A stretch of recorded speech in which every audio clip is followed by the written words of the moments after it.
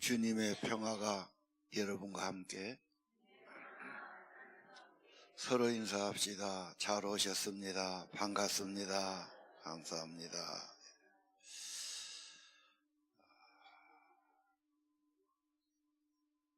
오늘은 미가서를 통해서 하나님의 진노와 심판, 그래서 1장 5절을 한번 다 읽읍시다.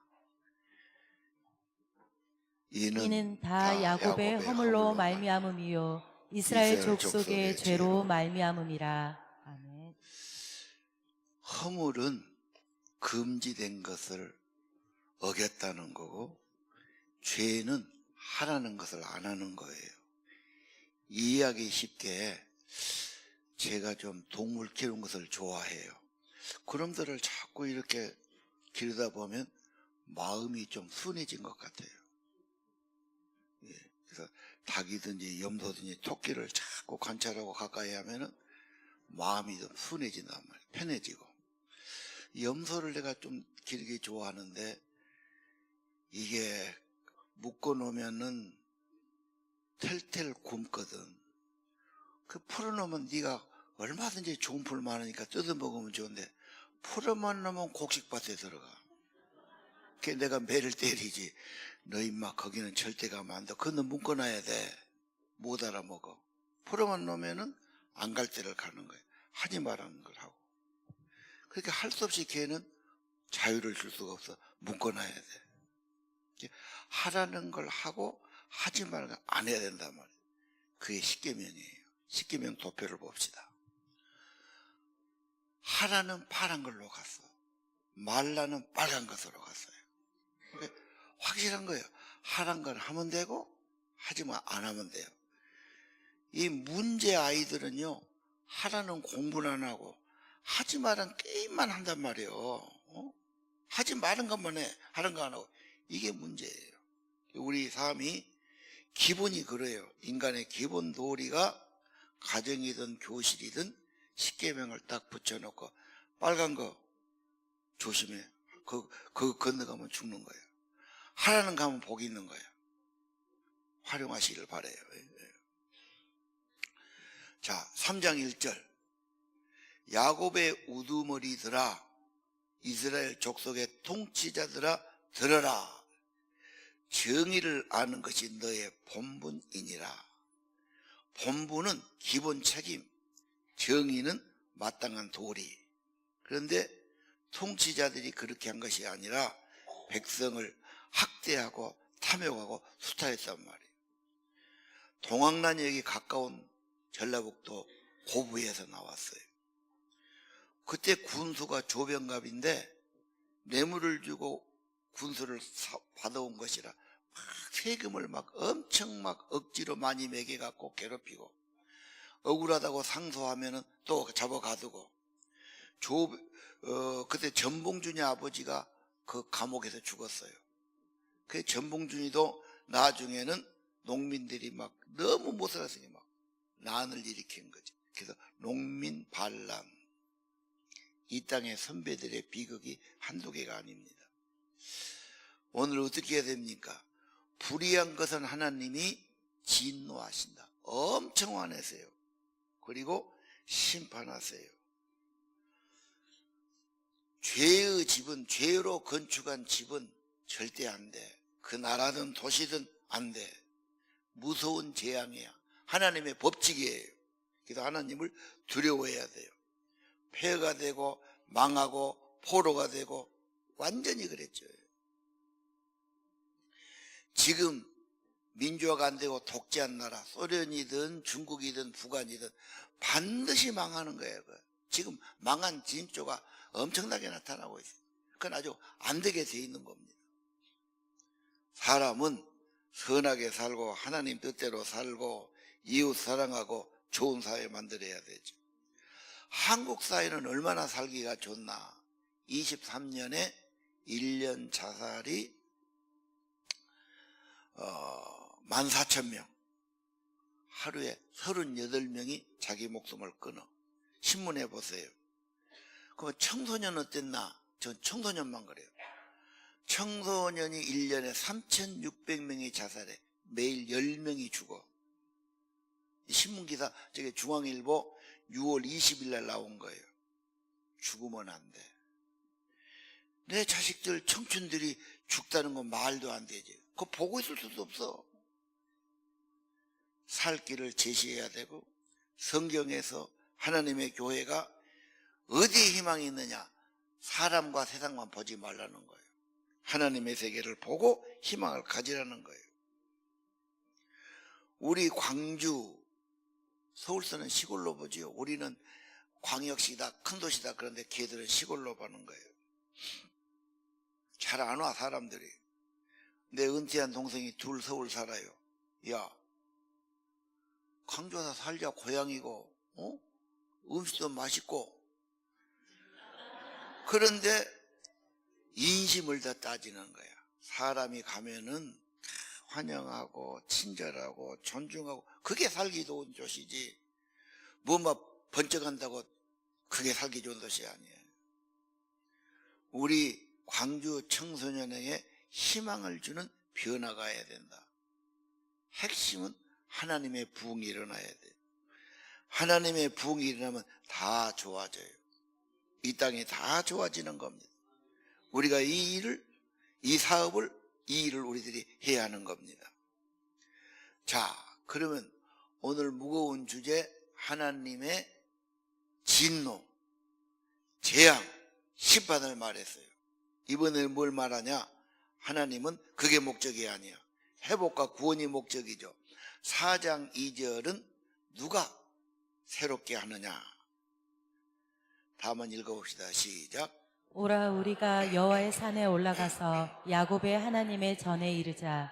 그가 그의 도를 가지고 우리에게 가르칠 것이니라. 우리가 그의 길로 행하리라. 아멘. 이게 유명한 찬양이죠. 하나님의 큰 그림, 천국을 성취하고 하나님의 구원을 이루실 겁니다. 그리고 그것은 평화의 시대를 말해요. 이 평화의 시대가 어디가 있느냐? 뉴욕에 가면은 미국 유엔 본부가 있어요. 거기서 제일 많이 돈을 내니까 유엔회가 있죠. 그림이 나와야지, 사람들. 유엔 본부를 우리가 가서 보면은 큰 건물이 있는데 그 앞에다가 저 말을 새겨놨어요. 이사야 2장 4절인데 미가 4장 3절하고 똑같아요. 그래서 거기 가면 하나님께서 이 무기를 다 없애고 평화의 시대가 오고 안전하게 살고, 이게 목표고 꿈이거든요. 하나님께서 똑같아요. 하나님께서 미래에 저렇게 할 거다. 성경 말씀을 그래서 거기다 새겨놓은 거죠. 지금은 어렵고 인간은 죄를 짓고 재앙을 받고 모든 것 하지만 그게 끝이 아니고 하나님은 합력해서 저런 나라를 만드시겠다. 하나님의 목표고 하나님의 꿈입니다. 우리도 그런 세계가 이루어지기를 기도해야 하겠습니다. 그럼 어떻게 하는 겁니까? 5장 2절을 보십시오. 베들레헴이 적은 도시지고 적은 마을이지만 거기서 한 분이 나올 거다. 그것은 영원 전부터 약속된 일이다. 이 세상의 구원자, 하나님의 선한 목자, 그리스도는 왕이 오신다는 거예요. 여러분, 우리가 사무엘 하를 했죠.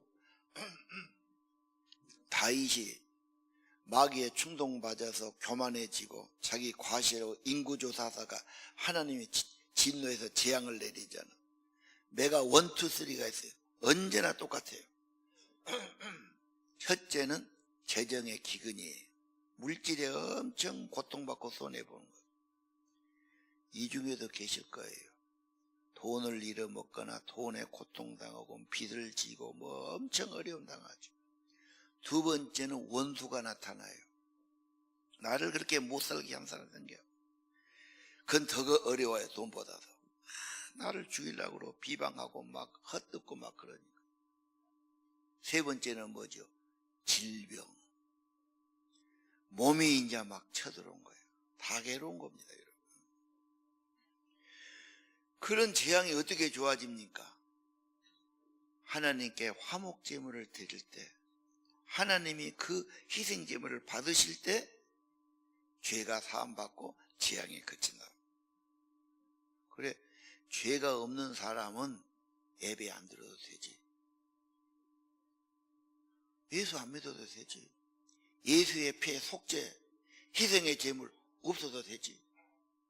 그러나 우리는 다 필요하단 말이에요. 그래서 매주마다 예배드리고 확인하는 겁니다. 믿으시기를 바랍니다.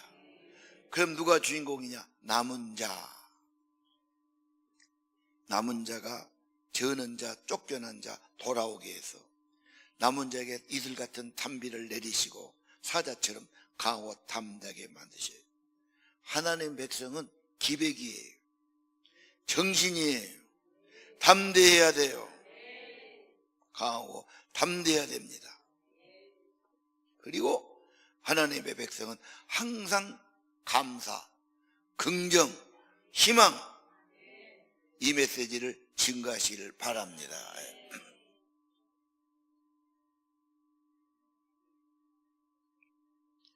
하나님께서 회복하신데 우리는 구경만 하고 있으면 안 돼요.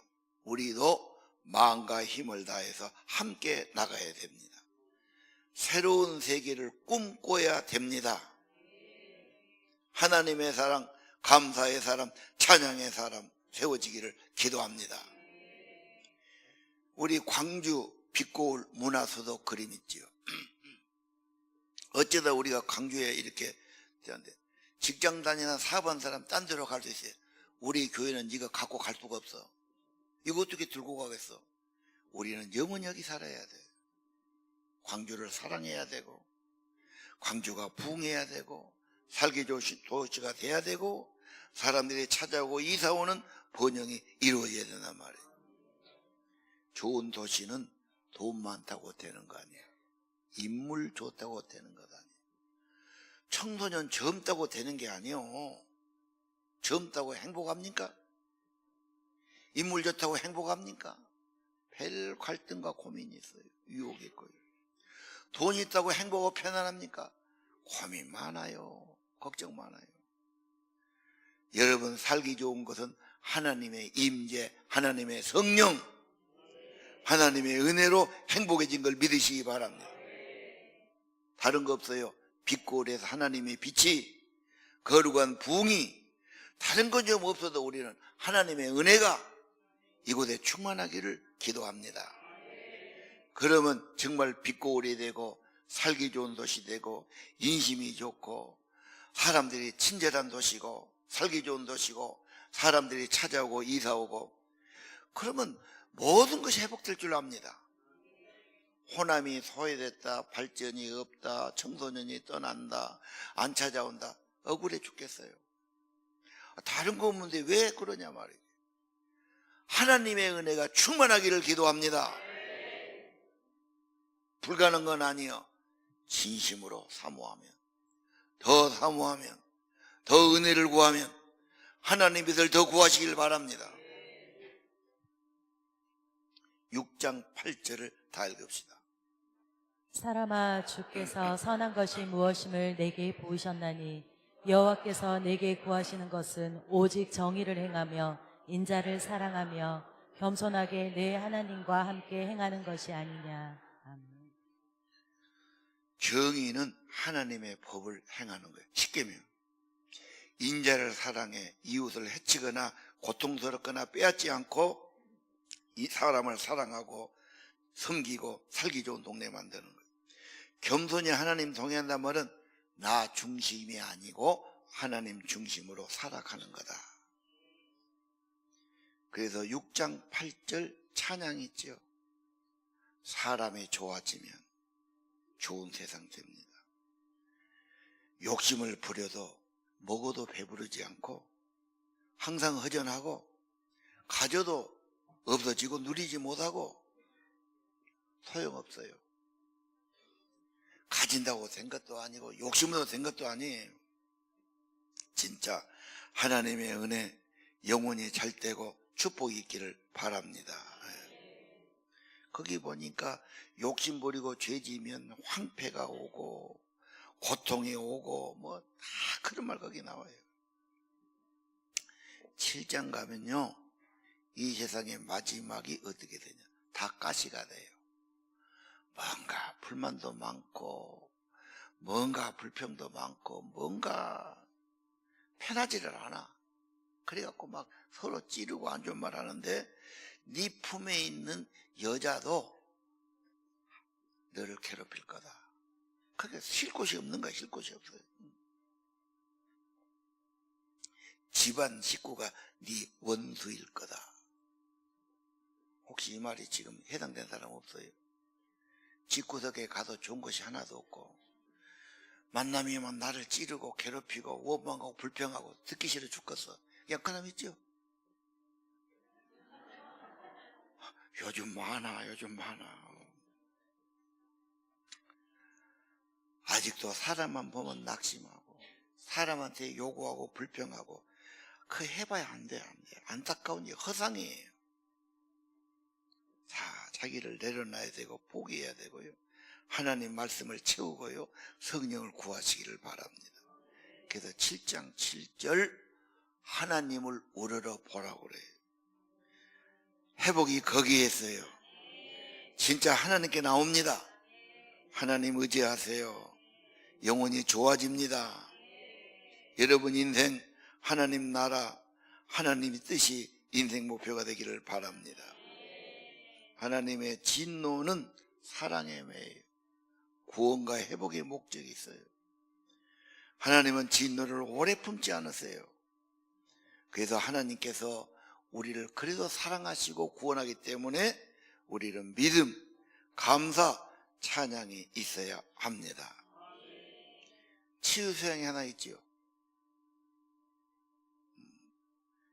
성령 받도록, 성령이 회복되도록. 예수님은 회복의 주님이세요. 성령의 주님이세요.